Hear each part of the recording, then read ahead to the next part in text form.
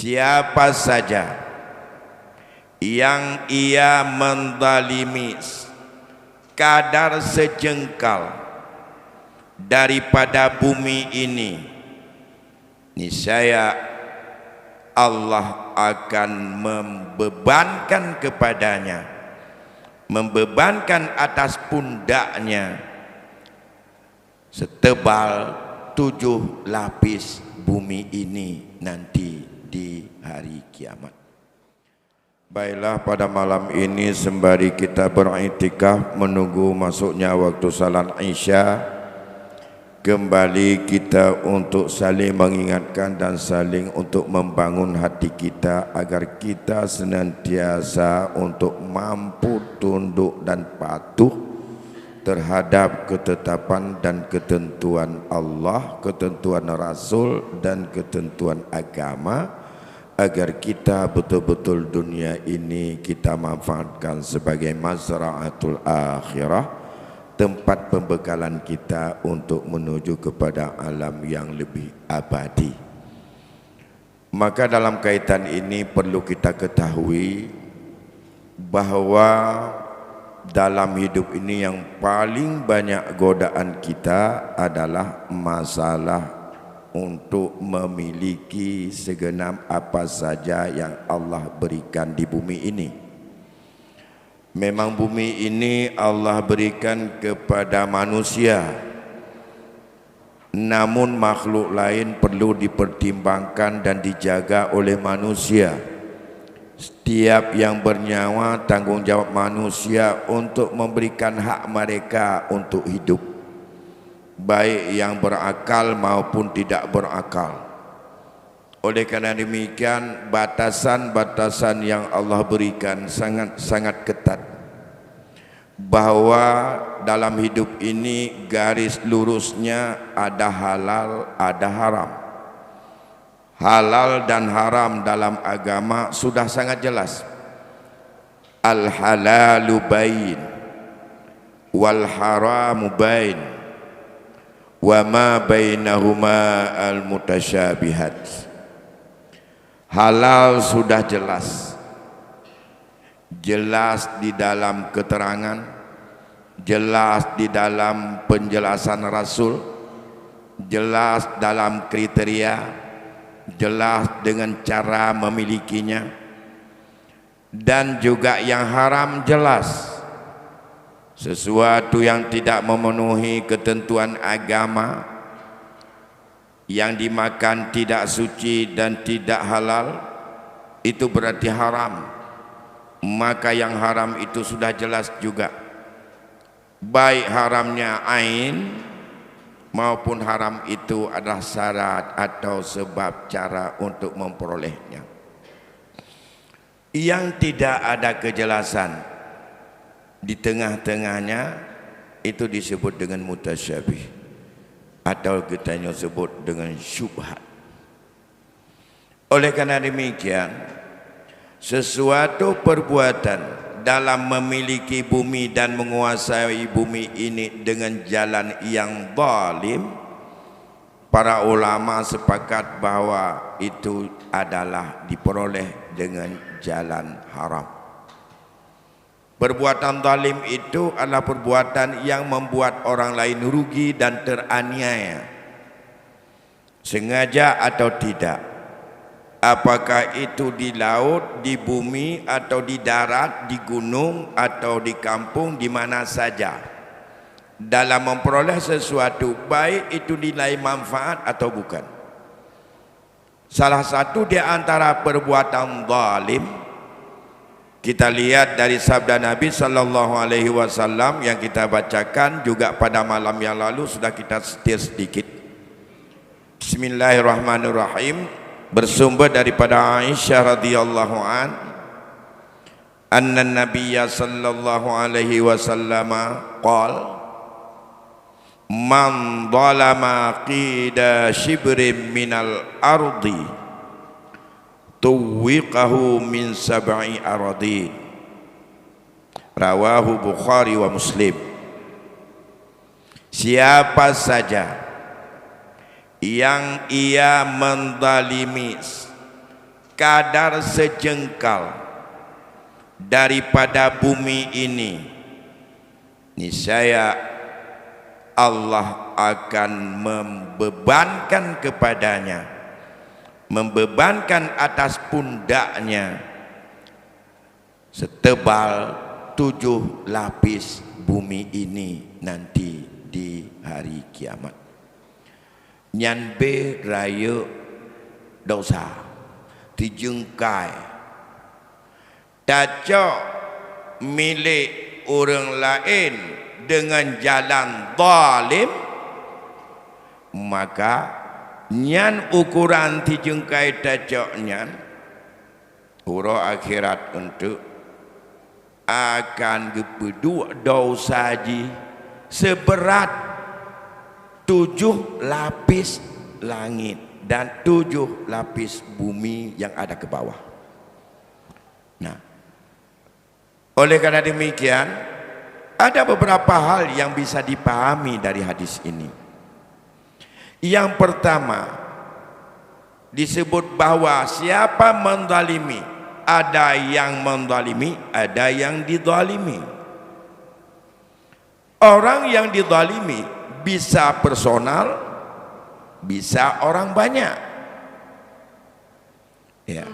Cara menzalimi menurut Syekh Muhammad Al-Khuli di sini, beliau mengatakan bahwa baik dengan diambil ainnya seperti pubut jalan peraya belang, pubut jurung peraya lampuh, peraya daripada lapangan rumah, pubut luang, perempuan luang gujuk nama 2 meter peraya, dia tinggal 1 meter, tinggal 60 oleh yang sebahagiannya kencok ke jalan, manfaat pegang ke lampuh.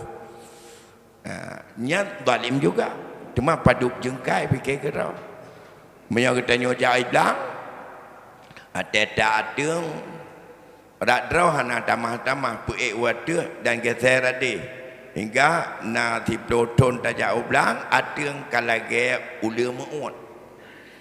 Makna ule muut pon tepat adeng dia akan menua mencoy ada merodak berdua radih tapi zalim je.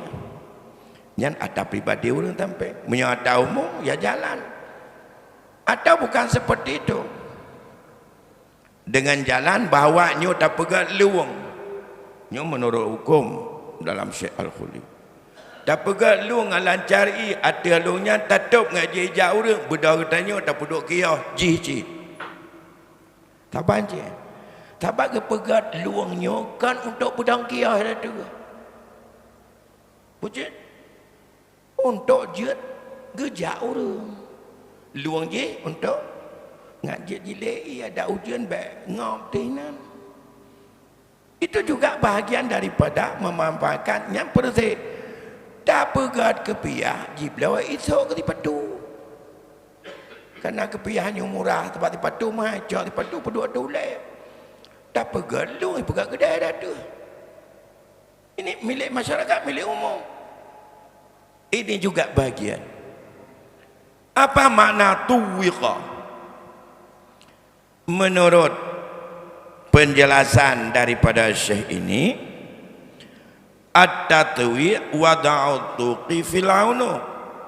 Makna tatwiq diletakkan beban itu ala unuqi, atas kuduknya. Yang ketawiq nyan beban nyan beratnya nyan ditaruh di atas kuduknya, itulah tawiq. Kemudian ada beberapa hadis yang lain yang punya makna yang sama. Kalau hadis yang dibacakan tadi disebutkan bahwa man zalama, tapi ada hadis yang bersumber juga daripada Imam Muslim, bukan zalama, man akhaza syai'an minal ardi bighairi haqqihi ya husifa bihi yaumal qiyamah ila 7 aradin. Ujung dia tetap 7 lapis tanah. na lapis wallahu alam hat ditanya hana ada duk naluk ti lapis. Awak bawa minyak sampai dengan per kilometer yang padu lapis hana cik tanto lapis tapi yang ladahnya na 7 lapis you. Dunia bulat, tanahnya bulat. Kalau nak orang yang tanggup jak untuk guna tubuh, guna tubik orang Amerika ke dia hantar. Kalau itu kekuasaan Allah. Baik tahayal tanya hana payah bulat. Berarti ada talup ke nuntuk nyanyo tumbuhnya talup gede entik tanya radeh. Kalau ke Afrika hana. Kalau nak orang yang membuat lagi nyan. Tapi yang jelasnya ada 7 lapis. 7 lapis bumi, 7 lapis langit. Bagaimana lapis? Tafakkaru fi khalqillah. Kibal lapisannya, fikir. Dan di situ diberikan hak untuk memahami ciptaan Allah agar hati kita lebih terbangun untuk kita sadar bahawa dunia ini di bawah kendali yang serba maha dan yang maha segala maha. Ya. Jadi itu sebenarnya dengan alam yang Allah ciptakan. 7 lapis ini silakan mau untuk diteliti. Karenanya yang hanya zatillah. Tafakkaru fi khalqillah. Ciptaan Allah silakan diteliti. Nah, kemudian di situ disebutkan bukan dalama, maka dalama dalam hadis tadi disebut dengan akhaza. Karena hadis yang lain, man akhaza syai'an minal ardi bighairi haqqihi, siapa yang mengambil sesuatu dari tanah itu dengan bukan haknya, hussifa bihi, ditenggelamkan. Ini dalam hadis ini bukan tuwiqau tapi hussifa, ditenggelamkan bersama dengan tanah itu di hari kiamat sampai dengan 7 lapis daripada bumi ini. Gepelop tu dengan jalan ke tepat tanpa urut 7 lapis oleh yang kecungkir lah untuk watih oleh malaikat. Wallahu alam. Tapi hadis itu seperti itu. Kemudian ada hadis yang lain yang berkaitan dengan masalah sebabnya katanya galak cok manfaat pun pudak kios sehat alenya kakaru watih ini pegat jalan lekai bayi muhai di nabur satu poi kampung. Begitu juga ada riwayat yang bersumber dari Sa'id bin Zaid dalam sebuah kisah, di mana kisah itu diceritakan di dalam hadis yang bersumber dari Imam Muslim. Berkata Sa'id bahwa ada seorang yang selalu bertengkar. Yang ada di dalam ia bertengkar dan ia bersengketa tentang rumahnya atau sebahagian rumahnya, bahwa rumah ini milik saya. Yang lain mengatakan ini adalah miliknya juga. Mukhasamah, pertengkaran dan sengketa itu berlanjut. Kemudian Sa'id berkata, ya, dakwah kepadanya dan kepada yang dia terhadap orang yang sedang dakwah mengklaim bahwa sebahagian rumahnya miliknya, sebahagian lain milik orang lain. Otomatis menyodawa rumah tikan tapo nyu masalah pusaka, nyu masalah warisan. Ditanya tamu dakwah masalah rumah nyu tikan ada lun, nyu ada lun. Ada rumah yang dakwah berdasarkan warisan atau setelah meninggal orang tidak bagi-bagi masih bersama, yang penghuninya punya duit, kemudian ia bangun merehab, menggantikan dan segala macam, rumah mentong rumah hatai karena napeng yang geduk pugat watane mendawa nyotikan kata leon kau tinggal di tanah tu yang batai yang tua tinggal yang pelopon kalau dengan tahu bubung ada leon mau cibuh yu ada leon mendung Nah itu kenal. Mengkejut ini masalah atas putakanya hanya dua ramai-ramai. Ujung ji dawa, han dawa tingkat anak cucau, han tingkat cucau cik tu ataupun cici tu. Ini sudah kita bahas betapa bahawa potensi terjadinya sengketa akibat terpendam dan tidak mau untuk membagi-bagi pusaka peninggalan orang mati, itu adalah sudah cukup banyak kita kupas. Bukan hanya berkaitan dengan khusumah saja, potensi terjadi kezaliman karena berbeda pemilikan dengan peninggalan orang mati, berbeda dengan pemilikan dengan transaksi antara satu dengan yang lain. Menyocara akad, na ijab, na kabul, na kabat, na ikbat, selesai. Perkeatannya sedekah, perkeatannya hibah, perkeatannya jual beli, apakah itu wakaf dan segala macam. Tapi masalah pusaka tidak ada ijab kabul. Secara otomatis berpindah milik dengan sebab berpindah nyawa daripada orang yang meninggal. Sudah berpindah pemilikannya kepada ahli waris. Tradisi kita, ada nama, ada orang yang meninggal dalam keluarga kita, lebih-lebih orang tua kita, itu yang lebih mulia, baik dengan alasan disitulah kita tempat berkumpul untuk ada silaturahmi dan untuk mempertahankan ukhuwah dan persaudaraan. Maka di situ akan terjadi potensi yang seperti itu. Karena tak mungkin satu keluarga ada 6 orang duduk di rumah itu semuanya. Kalau yang satu yang duduk, nanti begitu mau dibagi, kapan mau dibagi, otomatis itu sudah berubah. Harta itu dinamis. Ada yang berubah terus.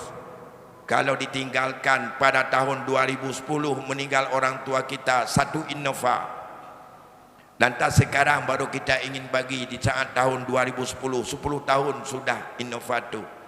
Kalau dulu bisa dijual 100 juta, jinoi lakai membelah dayu. Karena jet sudah barang rontokan. Karena dia itu adalah barang seperti itu akan berubah-berubah dengan tidak dibagi, padahal di situ punya milik banyak orang. Maka hadis dari Sa'id ini lebih besar arahnya adalah berkaitan persengketaan masalah warisan. Kemudian Sa'id berkata, sami'tu Rasulullah sallallahu alaihi wasallam yaqul, wahai syaralun yang mendawa pegah rumahnya tikan atau orang lain, lun pernah lun dengar, saya pernah melihat, ya, kata dia, aku mendengar Rasul sallallahu alaihi wasallam pernah bersabda, man akhaza shibran minal ardi bighairi haqqi tuwiqahu min sab'i aradin yaumal qiyamah.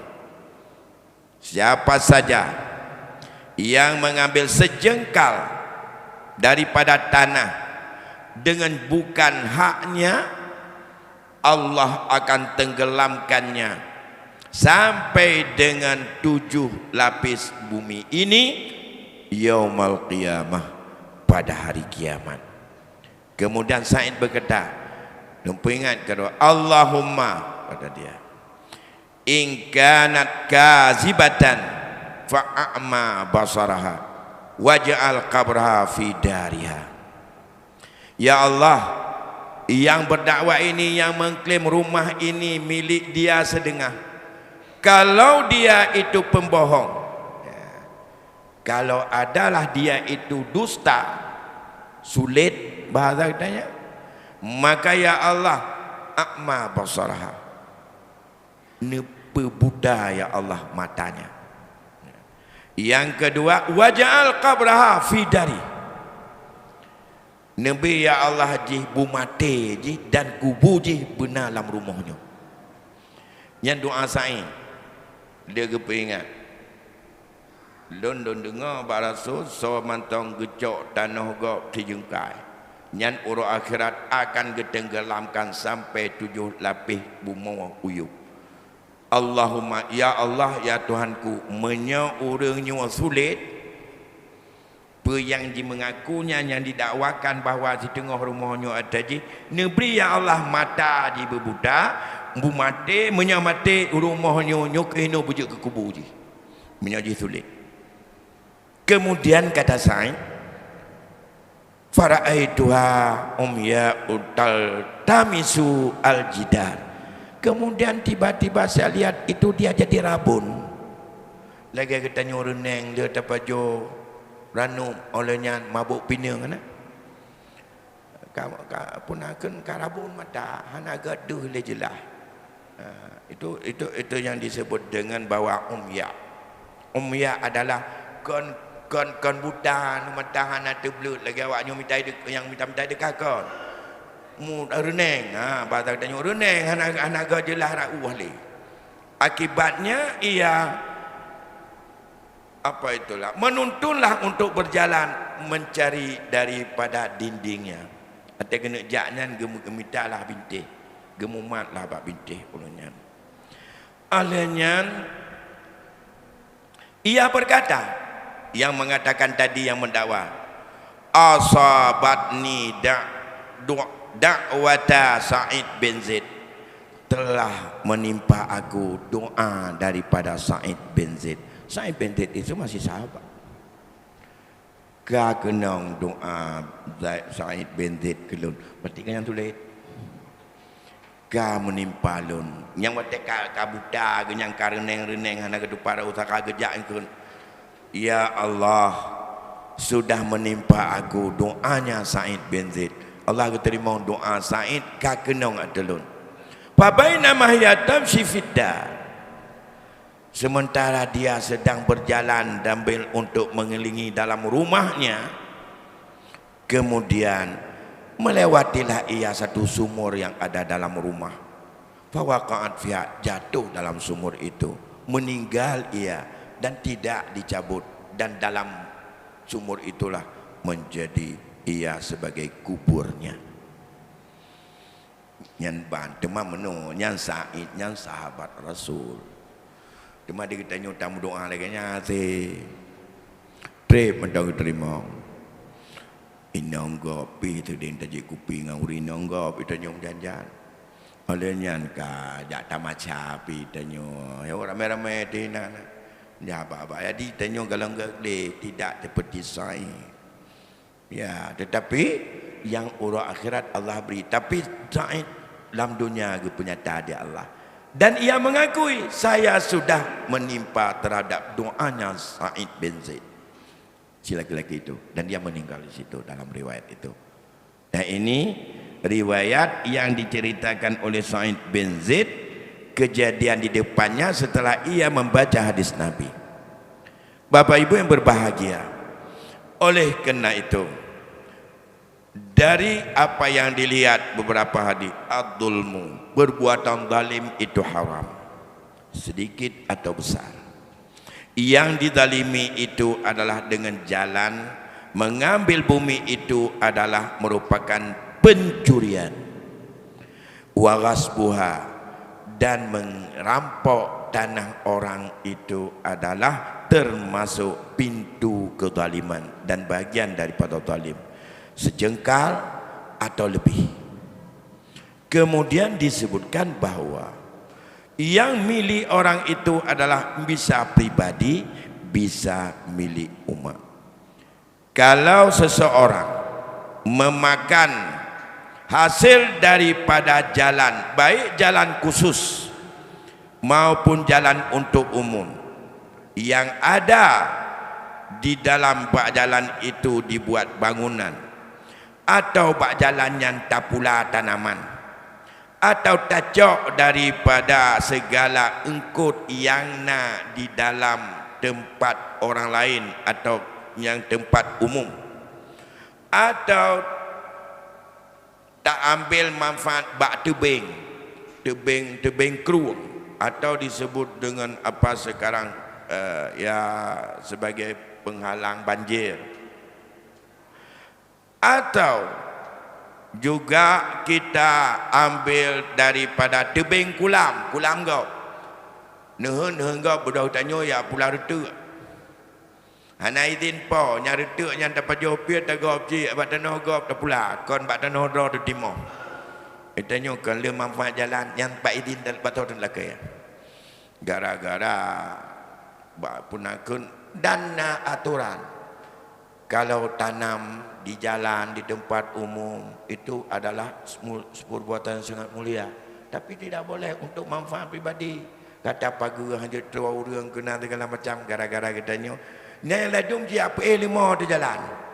Fikir worknya. Nah. Ada yang apa kami lah di jalan. Ya, tukang roek kena ulang lain untuk tengok. Tak ban motor dengan ban tangan urut dan ban hoda urut. Begitu cara. Itu semuanya mengambil manfaat dengan tidak dengan jalan, karena itu dibuat bukan kandang ayam, bukan kandang sapi, bukan kandang bebek, bukan kandang kambing. Jalan tempat jauh. Orangnya katanya bay motor menyobui di jalan kajian apa? Nyuk lima je apa? Mupak tak bayar je motor. Ya. Tak salah motor kepui pupak lima hanakai. Kalau lima yang salah, orang pa lima hanakai. Jalan kon tempat tak manfaat tapi lima tanya. Pucit jalannya tempat kerja orang, kerja dengan dapat, kerja dengan tangan kelalui untuk transportasi.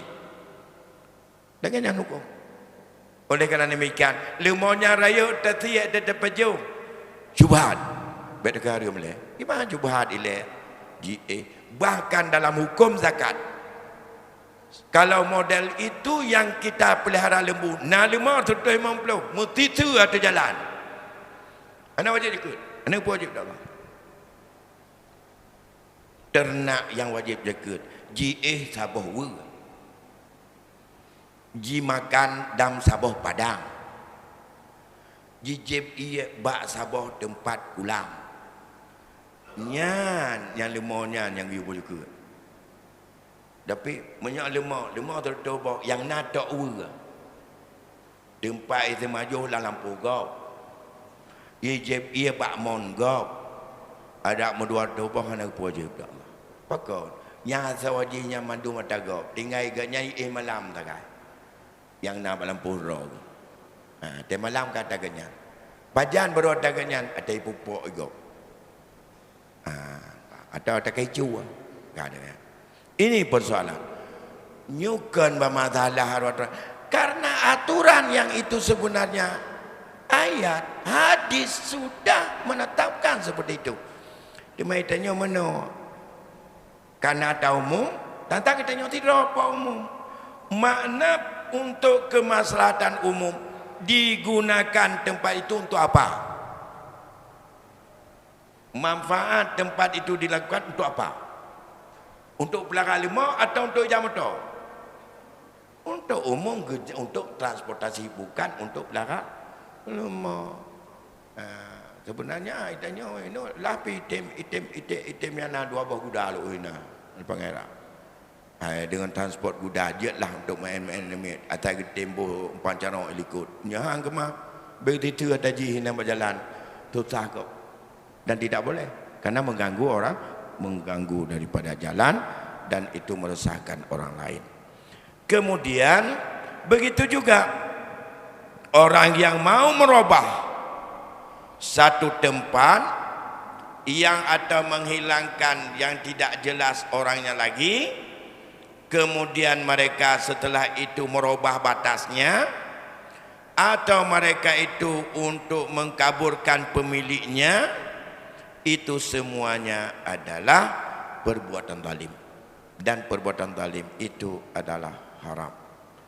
Oleh karena demikian, Bapak dan Ibu yang berbahagia, berdasarkan hadis ini hendaklah kita dalam berbagai sisi, apakah berkaitan pemilikan yang sifatnya antara keluarga dengan keluarga karena ada peninggalan, maupun dalam kita mencari makan, hendaklah ini untuk kita menyadari bukan karena petugas, bukan karena petugas geyak larang baik muka engkut ada tengah jalan, baik karenanya pecit memangnya jalan untuk tempat tajak, tempat muka engkut dia dalam nyo ini ke depan muka engkut yang muka engkut di jalan. Maka cukup gurah dia katanya. Ada tak pegah kata cukup kepiah tak dua bagi salah. Ya. Kita fikirlah dengan hati nurani itu. Oh karena ngato ngurung belawahan apa yang getron. Hai menyota mekat engkut ada mu kudih dalam gudang. Pi menyohana urang mekat di luar urang yang tuangkut maka ke belum. Pokok puilah yang tatap debit. Ada menyauran nak kena belangkut. Ada gonda, tak grup ada Honda. Tak ikat mataku hanya belau. Dia belangkut ke, dia belangkut ke. Ham tu. Memang kan jangka perlang engkau. Munya ditanya yakin rezekinya kejak dari Allah. InsyaAllah. Pat apa dua. Inat akan terurut. Jadi menyonya hana yakin. Tapi dia tanya sang-sang. Nyom puplung ada aku dia kebelah. Mana nak? Menyohak oleh dia. Kedai pada lapis menyanyi no. Toko kedai jadi ikannya nak toko lah. Nama puak bawa toko tu ke. Jadi di orang lain bagaimana? Terganggu. Ini adalah tempat dengan trust bukan untuk tempat jualan. Demai tanya kerana bermacam kepentingan. Nak orang bila nak membela lawan. Jadi nyai masalah. Maka inilah yang disebut hakikatnya. Islam sudah mengatur dalam aspek hukum pemilikan manfaatnya itu sudah ada. Kemudian Islam sangat menghargai kerapian, kesucian dan juga kebersihan. Tapi bukan itu juga. Jangan andalkan sana. Lihat dulu kepada aspek hasilnya. Coba dilihat dalam aspek. Maka kita kalau ingin menjauhkan daripada syubhat, mudah-mudahan kita mau dengan penuh kesadaran, bukan karena paksaan. Kalau dengan paksaan ini akan terjadi selalu terus akan terjadi bentrokan dan tidak pernah ada rasa untuk kesadaran itu sendiri. Bapak Ibu yang berbahagia, ada waktu lebih kurang 10 menit. Kalau tidak ada saya lanjutkan sedikit lagi. Kalau ada saya beri kesempatan untuk kira-kira ada tanya ataupun kita diskusi lebih lanjut. Silakan kalau ada Pak. Assalamualaikum warahmatullahi wabarakatuh. Abu bacut untuk masalah dagang Abu. Jadi tingkat awai berhala dihancurkan. Tapi jino para pedagang geblo manikinnya boneka. Kebusuk bajai gebeduk ke toko. Yang kibah hukum Abi. Yang pertama, yang kedua masalah zolim Abi. Jadi dino kan negara yang sudah menzolimi rakyatnya dengan sistem pajak A, pajak B, pajak C. Nyan so tanggung dosa. Makasih. Assalamualaikum warahmatullahi wabarakatuh. Yang pertama, masalah boneka. Hukum dasar as-surah. Bila kita akan surah. Surah itu adalah bukan gambar yang tidak terbentuk. Tapi maka ada dua. Tapi mencoba orang tufi pua gambar dalam HP maupun gambar yang membentuk dan barang yang tambahan. Nek luntuan jamun atas gua menyona foto hinanya tak ketemayang gecok gepekap dalam ke dia yang tu gak alat mendu yang gepeke ke dalam itih dia yang bina gambar mendu. Nyan patung je kira-kira. Kenapa kan? Kerana muhi penuh sempurna. Namun ada yang berpendapat kalau itu adalah tidak dianggap sebagai ya patung. Yang patungan itu adalah saya pikir pendapat ulama masih ittifaq itu haram. Kecuali ya, yang nakiyah. Patungan itu ada cacatnya, yang cacat tersebut tidak bisa untuk secara adat tidak akan hidup. Ya. Patungan itu lengkap tapi ada cacatnya yang secara adat andai kata tap urang ataupun adanya menyawang nyahudip. Metode mi ya. Baik tanya patung kan urang mentang untuk tak putuk patung urang. Mi ya le atau rimung. Yang kiban cara rimungnya baik mu patung mana. Ibancit benar cacat bak rimungnya yang tentang cacatnya iji hau dewi. Na rimung ruhung taku ame tiji no. Putu mareh no na ruhung takunya. Nyan juga dapat secara adab nyo ka putu taku rimungnya hau dewi. Yang berpendapat menang. Bagaimana dengan patungan orang yang ada di toko untuk kepentingan dalam rangka memperagakan dan untuk menyangkut daripada pakaian? Itu juga sebenarnya sama, kecuali hanya tempat sangkut itu kalau baju dibutuhkan sangkut, ya baju. Dan untuk kepala mesej untuk ya tempat sangkut, bukan untuk tak perlu mah urenginan. Maka sebenarnya hukumnya bahawa tak perlu patung oleh yang talat hinan, bahkan lagi hiureng inong agam dalam tak promosi. Tak boleh inong, tak boleh agam. Berdua, ini pakaian perempuan, ini pakaian laki-laki, tak sangkut. Itu hukumnya adalah juga haram. Ya. Tapi usahakan jangan ada jut menyona kakak anak mata mentong pegat menan bekna muka ataupun bekna babah. Adi mubulat menan mentong untuk tempat tersangkut. Ya. Bekna patungan. Kalau na patungan itu patung haram. Ya. Makanya di kita di Aceh mentong itu putun. Yang model-model bak kaya itu je pegat ke urang yang pedang yang tanya diusahakan jangan, atau ada cacatnya dibuat itu.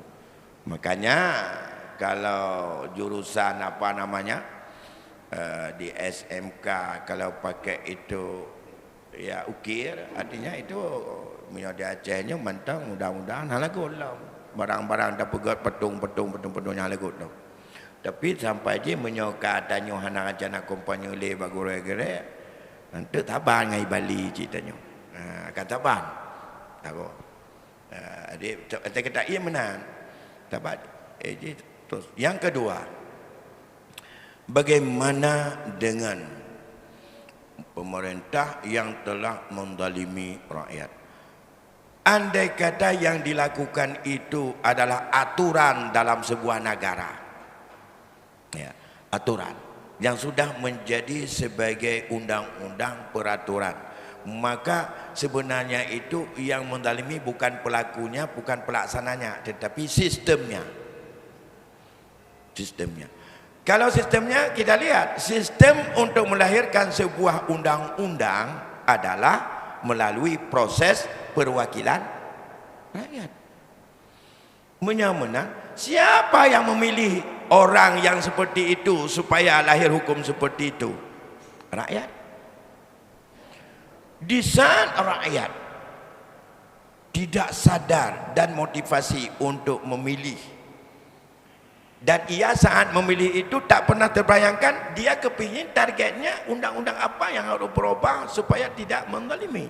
Kannya ibi baca kau Tuhan nyantai kai orientasi nak beruh tak bosak potat kajian dan politik ternyata nak bosak beruh apa deh ikannya ulai tak bosak beruh mendengar tu pada dewan mendengar dia. Maka ini enggak tercapai. Kenapa enggak? Andai kata sesuatu yang dilakukan oleh pemerintah itu bukan seperti hukum yang sudah ditetapkan berdasarkan mekanisme dan regulasi yang ada, itu adalah penyimpangan dan bisa dilakukan oleh pengontrol. Siapa pengontrolnya? Yudikatif, dan ia adalah sebagai pengawas. Pada masa Rasul hana yudikatif, hana eksekutif, dan hana legislatif. Tapi sekarang mulai Saidina Umar sudah mulai, karena tak mungkin bertemu pada satu orang dia ulama, dia intelektual, dan dia kepercayaan. Abu Bakar saja jadi khalifah. Abu Bakar minta Umar, engkau jadi ulamanya, saya umaranya. Sudah mulai. Waktu Umar sudah mulai ada kehakiman, dan ia sudah menyewa katedral Rasul, dumpu sentral Rasul. Rasul yudikatif, Rasul eksekutif, dan Rasul juga merupakan legislatif. Hanya musyawarah keputusan ketua. Gedanya orangnya tiga lembaga itu adalah merupakan, kalau kita pelajari dalam Islam memang seperti itu. Ada yudikatif, ada eksekutif, ada legislatif. Legislatif adalah melegalkan hukum, eksekutif jalankan hukum, yudikatif kontrol, controllingnya. Orangnya melahirkan pengontrol seperti apa? Yang paling memprinsip kalau dilakukan sesuai menurut aturan yang ada. Prinsip sekali di mana? Di legislatifnya. Orangnya legislatif, katanya le kadang-kadang lalai saat di masyarakat belum mengarah ke sana. Saya fikir punya katanya yang bunuh, so yang bertanggungjawab rakyat lah. Yang kata peduanya, yang kedua tak boh tu nya menyum jamun. Ya, cuma di saat rakyat le yang ada mupum akibat je lahirlah hukum yang ana mupum. Akhirnya jadi kolektif lagi. Saya pikir itu yang bisa saya jawab.